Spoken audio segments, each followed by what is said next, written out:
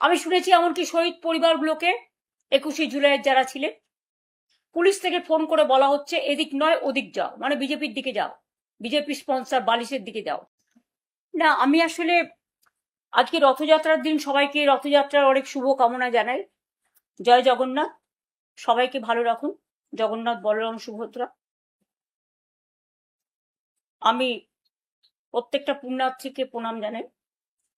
সাথে সাথে একথা নিশ্চয়ই বলবো যে আজকে 16 তারিখ, 16ই জুলাই, এবং আগেরবারও এদিন আমি জগন্নাথ ধামে যাবার আমার সুযোগ হয়েছিল রথ টানার, কিন্তু আমি যেতে না পারলেও আমার মনে মনে স্মৃতি আছে এবং সেটা দিয়ে আমি শ্রদ্ধা করি। বাড়িতেই জগন্নাথ দেবের পুজো করেছি। আপনাদের কাছে যেটা আমি আজকে বলবার জন্য বিশেষ করে এসছি, হঠাৎ করে আজকে আমার আসতে হলো, তার কারণ দেখলাম আর একজন এমপি, চলচ্চিত্র শিল্পী, ভালো শিল্পী, তাকে আমি সম্মান করি, তিনি গেছেন বিজেপির কোনো একটা নেতার সাথে মিটিং করে রিজাইন করতে। আমি আপনাদের জ্ঞাতার্থে বলি, উনি আগেই ইমেল পাঠিয়েছিলেন এবং থ্যাঙ্কস টু হার যে আজকে উনি ফিজিক্যালি জমা দিতে গেছে। যাদের যাদের যাবার আছে আরো বিজেপির চাপে, পুলিশের চাপে, মাথা নত করার চাপে, কোর্টের চাপে, মানে কেসের চাপে, ইডির চাপে, সিবিআই এর চাপে, কোর্ট কেসের চাপে, তারপরে হচ্ছে ভয়ঙ্কর ভয়ঙ্কর সিআইডি কেসের চাপে, সিবিআই এর চাপে, আইসিওসির চাপে, এসটিএফ এর চাপে, তাদের অনুরোধ করে বলবো প্লিজ 21শে জুলাইয়ের আগে যার যা সিদ্ধান্ত নেয়া, যারা যারা বাঁচতে চান জীবনে লোটা কম্বল নিয়ে, তারা দয়া করে যেখানে ইচ্ছে যান বিজেপির কথা শুনে। দয়া করে আমরা যে দলটি তৈরি করেছি তাকে কলঙ্ক লিপ্ত করবেন না। যার যার, আমি এক্ষুনি কনস্টিটিউশনটা পড়ছিলাম, clause 90, freedom of movement, freedom of speaking, freedom of rights, যেগুলো আছে মানুষের, সংবিধান বলেই দিয়েছে আপনারা করতেই পারেন, তাতে আমরা একটু দুর্বল হব না। আমি শুনেছি এমনকি শহীদ পরিবারগুলোকে 21শে জুলাইয়ের যারা ছিলেন পুলিশ থেকে ফোন করে বলা হচ্ছে এদিক নয় ওদিক যাও, মানে বিজেপির দিকে যাও, বিজেপি স্পন্সর বালিশের দিকে যাও, বালিশ পালিশ করতে যাও। তাদের আবার অনেক টাকার উপহারও দেওয়া হবে।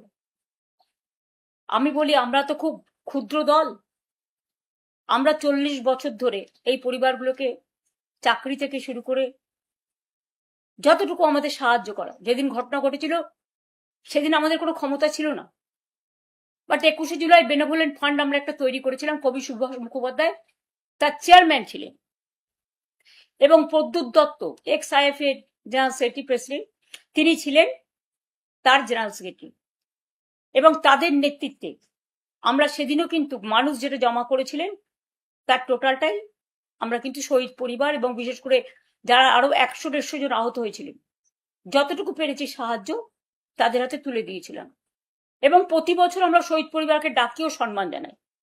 এবারে যদি ভয়ে এবং অর্থের পরিসীমা ছাড়িয়ে যদি কেউ আপনাদের সাহায্য করতে চান, এটা আপনাদের সিদ্ধান্ত, কিন্তু মনে রাখবেন 40 বছর ধরে যারা প্রতিবার আমাদের প্রোগ্রামে এসছেন, আজকে দিন বদলেছে, সাময়িক। ভয় দেখাচ্ছে, সাময়িক। সন্ত্রাস দেখাচ্ছে, সাময়িক। টাকার লোভ দেখাচ্ছে, সাময়িক। এজেন্সির লোভ দেখাচ্ছে, সাময়িক। আমরা কিন্তু অমায়িক। আমরা আপনাদের ভুল বুঝছি না, আপনারা বুঝতে পারছেন, আমরা বুঝতে পারছি আপনারা অনেক ঘেরা টোপে আছেন। আপনারা আমাদের সাথে এবছরটা থাকলেন বা না থাকলেন হৃদয় জুড়ে আছেন, এবং যারা মারা গিয়েছেন তাদের জন্য আমাদের অনেক কর্মী রক্ত দিয়েছে। 13 জন ছাড়াও প্রায় 150 জন, 100 জন পুলিশ ফায়ারে, পুলিশ গুলিতে বিদ্ধ হয়েছিল। তাছাড়াও অনেক শহীদ পরিবার, ইলেকশনের পরেও আমাদের প্রায় 20-22 জন মারা গেছেন, হত্যা করা হয়েছে, অত্যাচার করা হয়েছে, বাড়ি জ্বালানো হয়েছে, ধর্ষণ করা হয়েছে। তাদের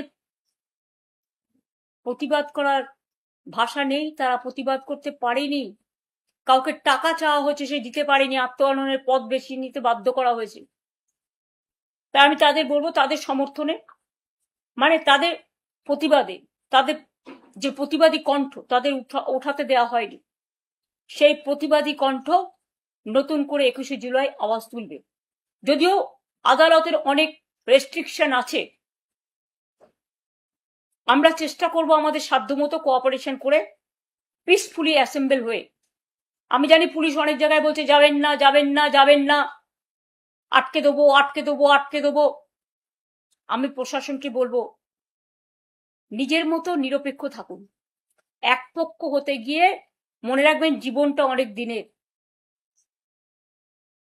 দিল্লি টলমল হলেও এখানে কিন্তু ঢলমল হয়ে যাবে, এবং যারা আজও যাচ্ছে তারা কিন্তু আমাদের সাথে গোপনে গোপনে যোগাযোগও রাখছে। কেউ ভয় সহ্য করতে পারে, কেউ পারে না, এটা তাদের ব্যাপার। কেউ আত্মরক্ষা করতে পারে, কেউ পারে না।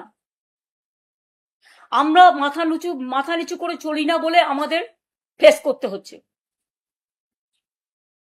তো আমরা যদি ফেস করতে না শিখি, বাংলাকে ভালোবাসতে না শিখি, দেশটাকে ভালোবাসতে না শিখি, মানুষের রায়টাকে সম্মান না জানাই, তাহলে নিজেরা একদিন আত্মগ্লানিতে ভুগবো না।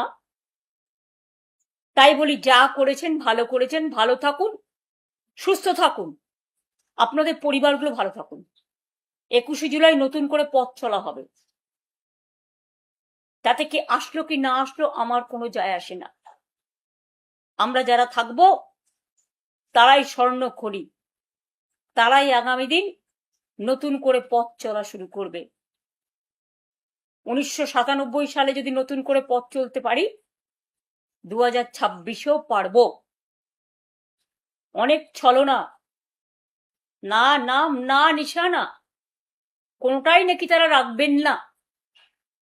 আপনারা ভালো থাকুন, সুস্থ থাকুন, নিজেদের রক্ষা করুন, দিল্লিটা আগে রক্ষা করুন, তবে তো আপনারা নিজেদের রক্ষা করতে পারবেন। দিল্লির মদতে যা ইচ্ছে আপনারা করে যাচ্ছেন। মনে রাখবেন, দিল্লি কিন্তু যতই জোর করে এমপি কিনুক বা বেচুক, আগামী দিন কিন্তু দিল্লি অবস্থা, দেশের অবস্থা সংকটের মধ্যে পড়ুক, আমরা চাই না। কিন্তু মানুষ বলছে, অর্থনীতিবিদরা বলছেন, সামাজিক মানুষ বলছেন, আজকে দীর্ঘদিন ধরে সুনাম অনশন করার পরেও, যেমন আমি যখন 26 দিন করেছিলাম, সরকার থেকে কেউ আমার সাথে কথা বলতে আসেনি। একমাত্র রাজ্যপাল, মাননীয় রাজ্যপাল গোপাল গান্ধী এসেছিলেন, মহাশ্বেতাদি ছিলেন, কবির সুমন ছিলেন, ভিপি সিং এসেছিলেন, আরো অনেক নেতা এসেছিলেন, সেটা 20 দিনের পরে। আজকে একবার গিয়ে কথাও বলতে পারছেন। আমাদের এখানে ছেলেমেয়েরা যখন আন্দোলন করেছিল, আমি তো নিজে ছুটে গিয়েছিলাম, আমি তো নিজে মিছিল মিটিং করেছিলাম, আমি তো তাদের অনেকবার ডেকেছিলাম। কথা বলতে কি হয়? একটা মানুষের জীবন সংকটে দাঁড়িয়ে আছে, আর আপনারা মিনিমাম মানে ভদ্রতাও দেখাচ্ছেন না। মাথার উপরে খোলা আকাশ, এই বর্ষাকাল, মেঘ চমকাচ্ছে, বিদ্যুৎ চমকাচ্ছে, প্রশাসন চমকাচ্ছে, চমক ধমকের রাজনীতি শেষ হোক। আজকে এই পুণ্য দিনে, পবিত্র দিনে, এটাই দেশের কামনা, এটাই মানুষের কামনা। আমার এই কথাগুলো বলবার জন্য আপনাদের কাছে আজকে আমি এসেছিলাম, এবং যা বলছি আমি কিন্তু ভয় পাচ্ছি না। যারা যারা যাবার, দয়া করে 21-এর আগে তারা নাম লেখান ওদের সাথে। কিন্তু কোনোদিন ভাববেন না দলটাকে কলঙ্কিত করে আপনারা নিজেদের সম্মানিত করছেন। পরিবার বাঁচান, পরিবারকে তো বাঁচানোর দরকার, কারণ আপনাদের পরিবার, সম্পত্তি, লাগেজ, ব্যাকেজ, এই জন্য তো বিজেপি প্যাকেজ। আর যেখানে বিজেপি নেতারা দাঁড়িয়ে বলে নামও রাখবো না, নিশানাও রাখবো না, আরে অনেক দল অনেকবার সিম্বল চেঞ্জ করেছে, নিশানা কিন্তু থেকে গেছে। আপনি নাম চেঞ্জ করতে পারেন ক্ষমতার জোরে, নিশানা, দিশা, ভিশন, মিশন, অ্যাকশন, এটা কিন্তু আপনি শেষ করতে পারেন না। কণ্ঠরোধ করলে লাস্ট কথা বিশ্বকবি রবীন্দ্রনাথ ঠাকুরের ভাষায় বলি, কণ্ঠ আমার রুদ্ধ আজকে বাসি সঙ্গীত হারা আমাবস্যার কারা, লুপ্ত করেছে আমার ভুবন দুঃস্বপ্নের তলে, তাই তো তোমায় শুধাই অশ্রু জলে, যাহারা তোমার বিষাইছে বায়ু নিভাইছে তব আলো, তুমি কি তাদের ক্ষমা করিয়াছ, তুমি কি বেসেছ ভালো? এটা মা মাটি মানুষের কাছে আমার আবেদন থাকবে। ভালো থাকবেন, সুস্থ থাকবেন। জয় হিন্দ, বন্দে মাতরম, জয় বাংলা।